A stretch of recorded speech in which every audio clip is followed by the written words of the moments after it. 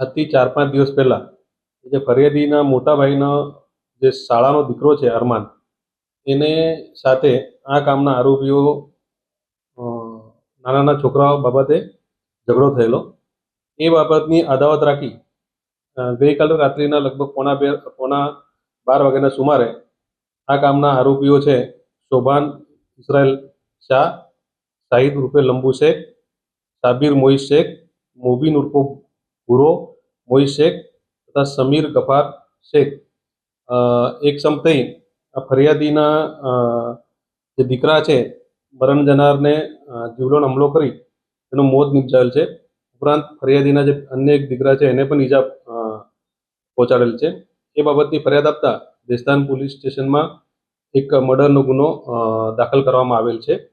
હાલ આ બાબતે જે ગુનાવાળી જગ્યા છે ત્યાંથી એક છરી પણ રિકવર કરવામાં આવેલી છે અને આ ઝઘડામાં જે આરોપીઓ છે એ પૈકી શોભાન ઇઝરાયલ શાહ તથા સાબિર મોઈઝ શેખ એ પણ હોસ્પિટલાઇઝ છે, એમને પણ ઈજા થઈ છે સામસામે. બાકીના જે 3 આરોપીઓ છે